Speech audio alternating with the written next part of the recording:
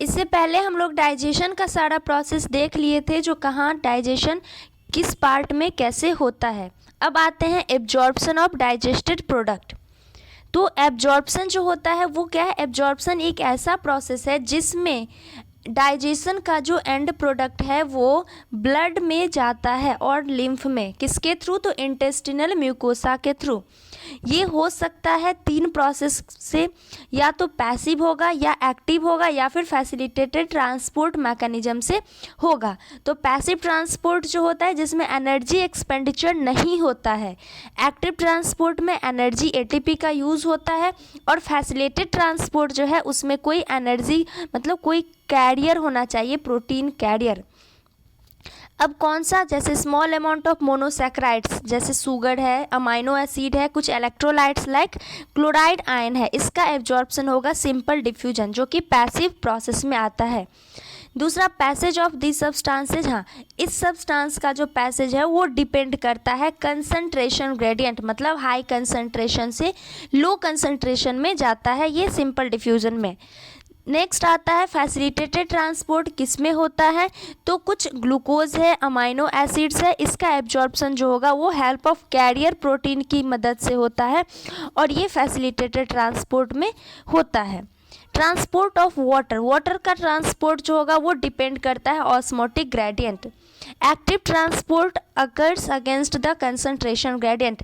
Active transport concentration gradient के against काम करता है, इसीलिए उसमें एनर्जी की ज़रूरत पड़ती है। मतलब ये लो से जो होगा वो हाई कंसंट्रेशन में काम करता है, एक्टिव ट्रांसपोर्ट मूव करेगा।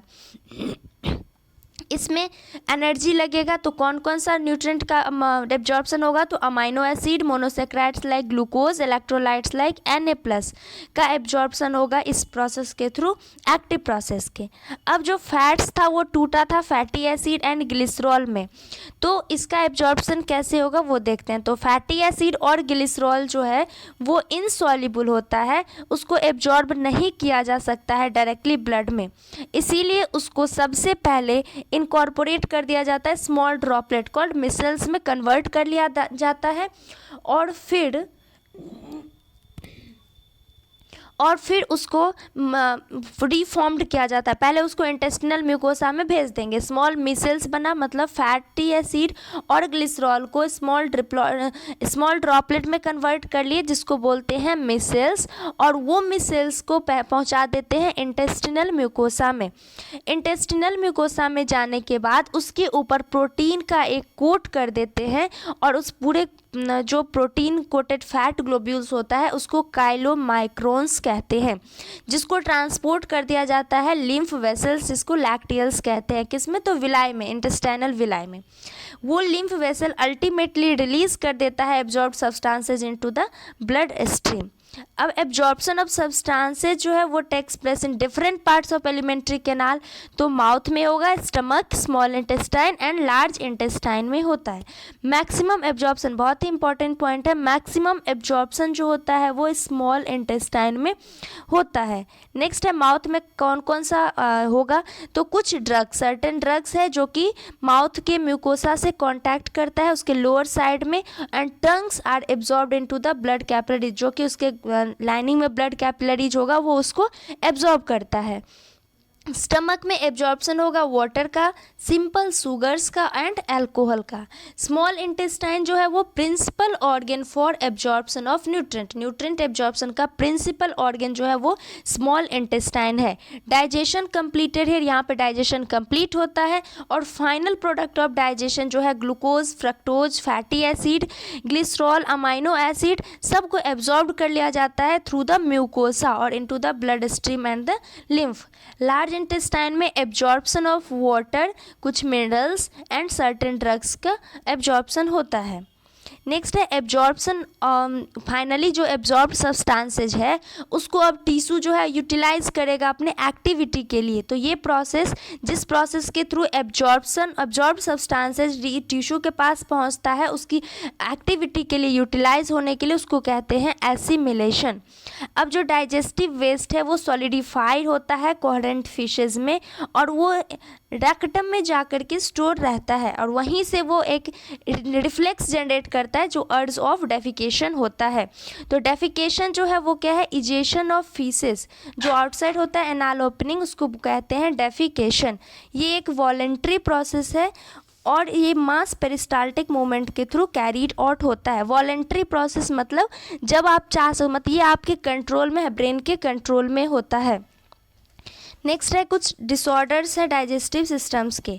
तो सबसे पहला जो है क्या है, जॉन्डिस है। इसमें क्या है, लीवर इज़ अफेक्टेड और skin and eyes yellow colour में कन्वर्ट हो जाता है क्योंकि deposition of bile pigment. Bile pigment जो है बिलिरुबिन एंड बिलिवर्डिन, इसके वजह से जॉन्डिस ये येलो कलर का स्किन एंड आई जो है वो येलो शो करता है। नेक्स्ट है वॉमिटिंग। वॉमिटिंग जो है वो क्या है, इजेक्शन ऑफ स्टमक कंटेंट, मतलब स्टमक कंटेंट का इजेक्शन होगा माउथ के थ्रू। इसमें जो ये रिफ्लेक्स एक्शन इसको कंट्रोल करता है वो प्रेजेंट होता है सेंटर, वॉमिट सेंटर, जो कि प्रेजेंट है मेडुला ऑब्लांगाटा में। और टेंडेंसी टू वॉमिट जो होता है, वॉमिटिंग की जो टेंडेंसी होती है उसको नोजिया कहते हैं। तो पहले नोजिया होता है, उसके बाद वॉमिटिंग होता है। वही लाइन कहता है जो feeling of nausea precedes vomiting. Next है डायरिया। डायरिया में abnormal frequency of vowel movement और लिक्विडिटी इंक्रीज होता है फीकल डिस्चार्ज में। इसमें एब्जॉर्प्शन ऑफ फूड जो है, फूड का एब्जॉर्प्शन रिड्यूस कर जाता है। नेक्स्ट है कॉन्स्टिपेशन। कॉन्स्टिपेशन में फीसेस रिटेन रहता है विद इन द कोलोन।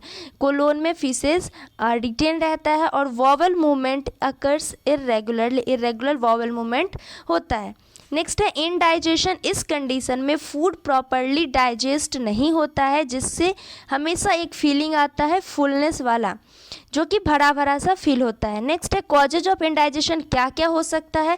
तो इनएडिक्वेट एंजाइम सिक्रीशन, मतलब एंजाइम का सिक्रीशन अगर कम हो रहा है, जितना चाहिए उतना नहीं हो रहा है, उसके वजह से हो सकता है।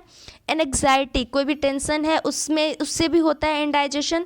फूड पॉइजनिंग हो सकता है, over eating and spicy food.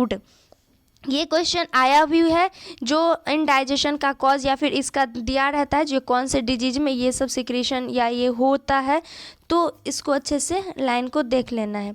यहाँ तक में आपको जो कोई भी दिक्कत हुई हो तो कमेंट बॉक्स में इन्फॉर्म करें, मैं उसका सलूशन आपको दे दूँगी।